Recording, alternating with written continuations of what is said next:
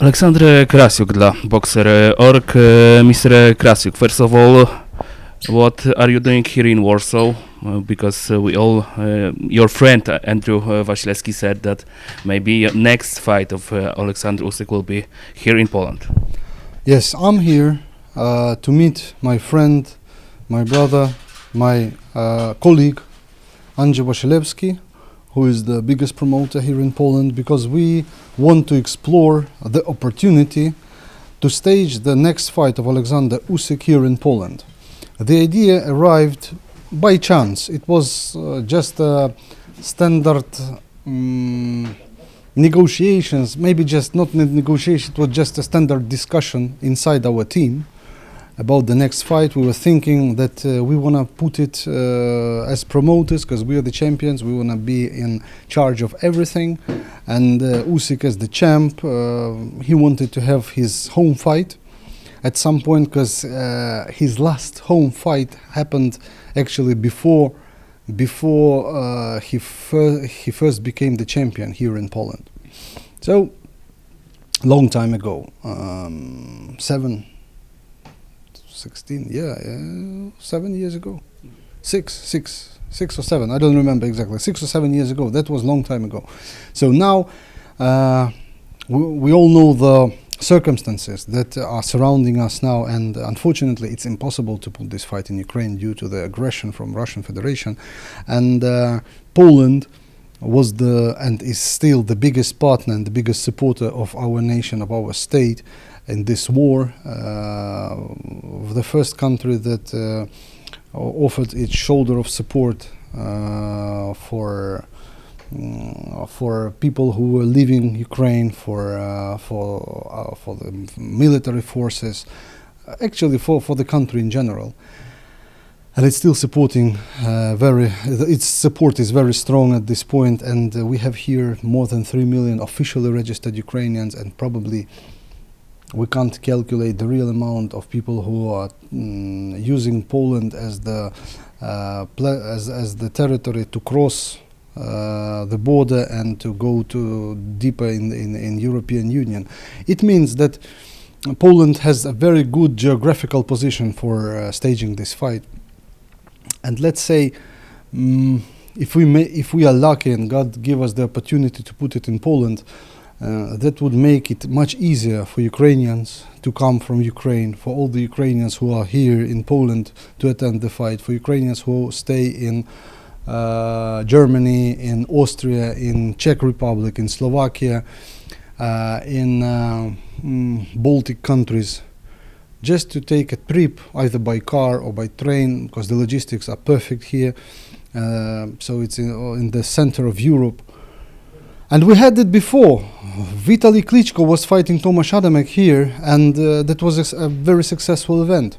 So it makes us think that this idea is crazy good idea. That's what actually the first reaction of Andrzej Wasilewski was when I approached him with this idea.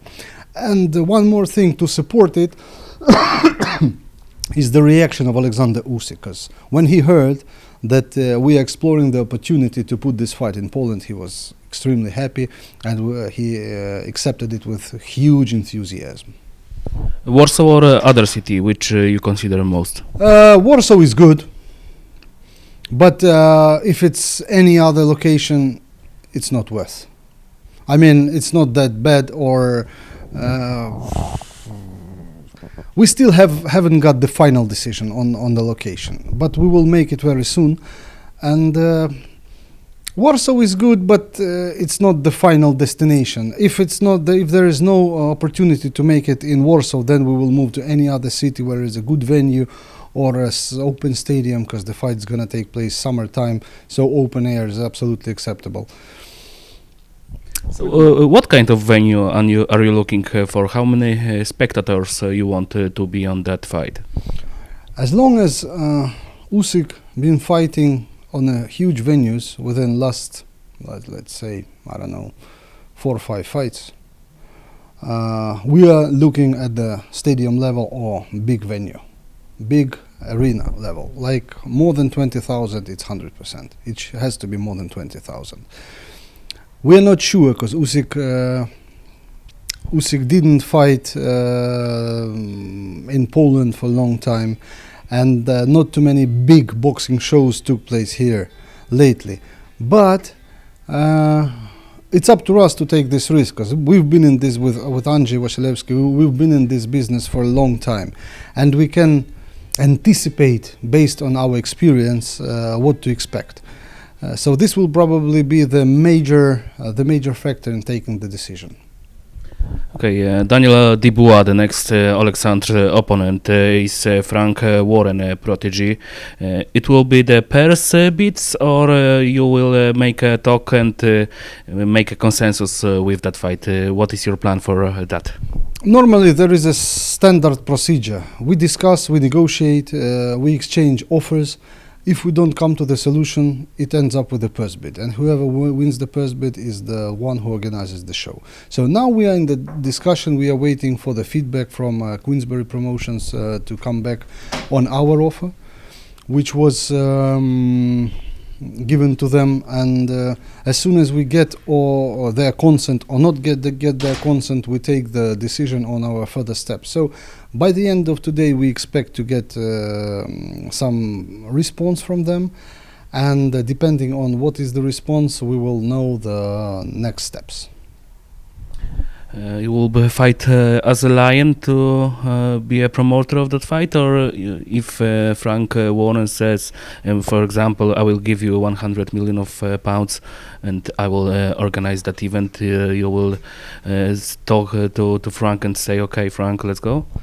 We are reasonable people, and we've been in this business for a while. We know the real capacity of the market in the United Kingdom. What can be generated there from three main sources: the TV money, which is pay-per-view and international TV rights, the gate generated by the tickets sales, and the sponsorship. So there are just three sources of income, and when you are in this market, you can evaluate the expectations, at least the minimum, the pessimistic and optimistic scenario, and the figures show that there is no place for 100,000 million. And Daniel Dubois is not a big star, not yet a big star. He's a young kid, he's the British guy. He's quite known because their TV partner, BT Sport, have invested a lot in his name.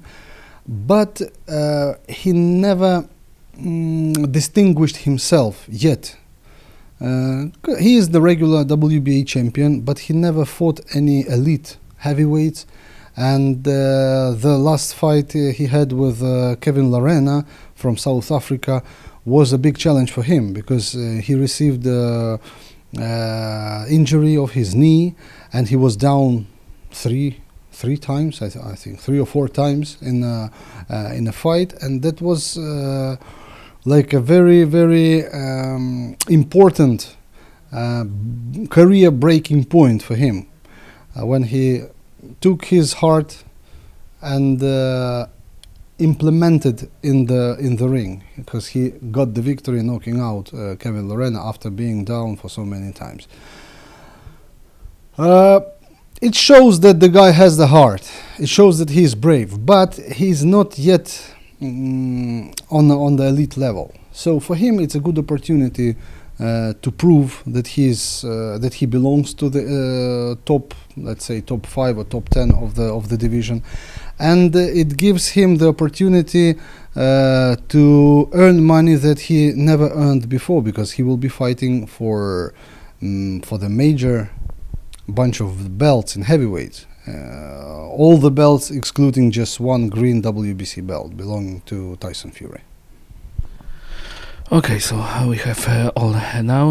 I want to ask you about your role in Polish boxing. You scheduled a fight in 2 events recently, on Andrew's event and Mateuszu Borek event. It means that your fighters will be more and more exposed in Polish TV in the next events. Do you have any plans to expand and send your boxers to next scheduled events? I can't answer this question somehow exactly.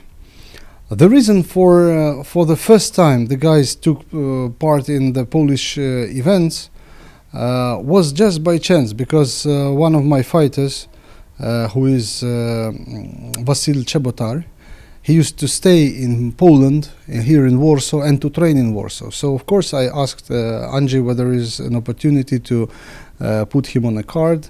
Andrzej of course gave his consent, so he was there for 2 or 3 times, I think 3 times already. And that's how it started. And the recent fight that was promoted by Mateusz Borek, the reason for it happening in Poland is the next. So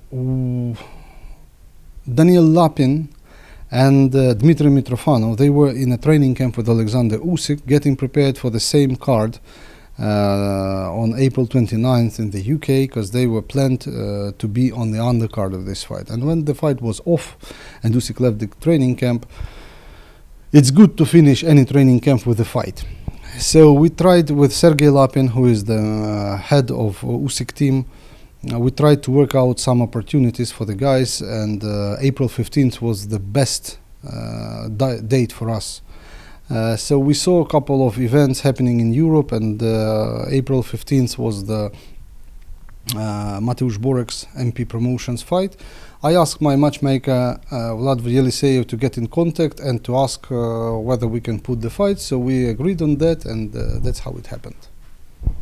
Okay, so please tell me, because I read on Twitter that you said the Saudi tournament, the Saudi foreman heavyweight tournament, is almost scheduled, but one guy only would be a problem. So do you think it will really happen, and at the late of this year we will see the best foreman brackets in Saudi Arabia for heavyweight undisputed championships? Also very difficult, not difficult question, but very difficult answer. It's a complicated assignment to put all 4 top heavyweights in one night. And the reason for that, there are many reasons for that. First, all 4 has to be fit, all 4 has to have no injuries, all 4 has to comply with their obligations in front of the sanctioning bodies. All 4 have to be satisfied with the financial conditions. It means that it doesn't sound impossible, but making it possible is a big challenge for the people who want to organize it. We can't say it's in the progress, because we never received any substantial offers, any offers. We never signed any legally binding obligations, or we just had the discussions, the talks. We are having talks. It doesn't mean that this should be implemented. But the dream normally becomes a plan, and the plan becomes the reality. That's how big things happen in our life. We cannot exclude this. Prince Khalid, who is in charge of Skill Challenge, he is the author of this idea, and he tried to keep it confidential, but the idea is so great and is so massive that it was taken by media, taken by the boxing fans as the priority to think about and to dream about. If we talk on practical side, let's say there are 4 of them: Tyson Fury, Alexander Usyk, Anthony Joshua, and Deontay Wilder. It's clear with Alexander Usyk, we are very flexible because we have no commitment with any network. So Usyk is a free agent, free network agent throughout the world, not in the United States, not in the UK, nowhere else he has any obligation in front of a network. It makes him very flexible, and he can negotiate with anyone. Same happened to Deontay Wilder lately, because Shelley Finkel confirmed that Deontay Wilder is a free agent. His contracts have expired already, so he's also flexible. Then we come to Anthony Joshua, who has the lifelong contract with Mushroom Boxing and has the contract with The Zone on the territory of United Kingdom and on the territory of United States. And here we come with Tyson Fury, who has BT Sport in United Kingdom and ESPN on the territory of United States. And this is already a contradiction which can be resolved somehow, but it will be a challenge for people who are going to organize this to settle the business side of the issue. So that's one of the obstacles. We discussed the sports side. Now we are discussing the commercial side. It's also an obstacle. It has to get overcome. But at some point, I don't think it's impossible. Everything is possible in our life. So we would love to be a part of this huge event, because this is a historical thing. Like we keep in our mind Thriller in Manila, Rumble in the Jungle. These were the extraordinary explosions in the world of professional boxing. So this event can be even more extraordinary than the ones in the past. Okay, I want to ask you one more thing, because I saw once on Twitter, maybe 2 weeks ago, that pro boxing is back to Kiev. Do you know something how it happened? Because you said in previous interview that next to Usyk fight it's not possible to organize in Ukraine. Yes. There was a fight. There was a boxing event promoted by Top Boxing Generation, which belongs to Vlad Yeliseyev, who I mentioned before. Who is our matchmaker, who helps us a lot, and our partner, big friend, and Sparta Boxing, another boxing promotion.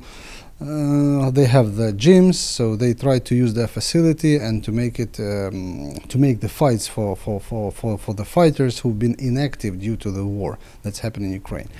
Unfortunately, this is not a public event, and you cannot sell tickets on it, and you cannot sell TV rights, you cannot sell sponsorship enough for the fight. So from the practical side, if we talk about Usyk, putting Usyk on Olympic Stadium, let's say in Kiev, it's extremely dangerous, because you cannot hide it, you cannot keep it secret, because it has to be a public event. And if it's a public event, you know that our enemy would definitely use this opportunity to spoil and to destroy. That's what they do all the time. Okay, and the last question, Lomachenko next fight is David Heine fight, and give me your prediction about that. It wouldn't sound very supportive from my perspective, because deep in my heart, I treat Vasil Lomachenko as my compatriot. No matter what he's saying, what he's doing, he's still Ukrainian. And I would love him to win, but this is a very risky fight for him.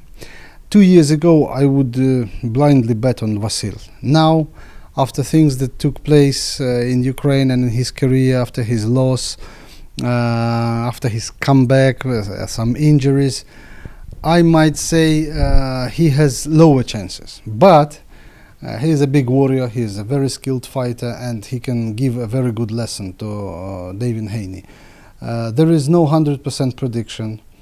I would probably say that some advantage is on Heine's side, because he's younger, he's more motivated, and he's physically bigger. And he is the defending champion. But for Vasil, it's the big incentive is that he's fighting for the undisputed, the dream of his life, and his brother in boxing, Aleksandr Usyk, have already become the undisputed cruiserweight champion, and it's always been Vasil's dream to become the undisputed. That's what I heard from his team, from people around him. I never heard it from him personally, because we are not that close with him. So there is a chance, and that would this opportunity would give him some extra incentive in the fight. But Heine is a dangerous opponent for him. I agree with every expert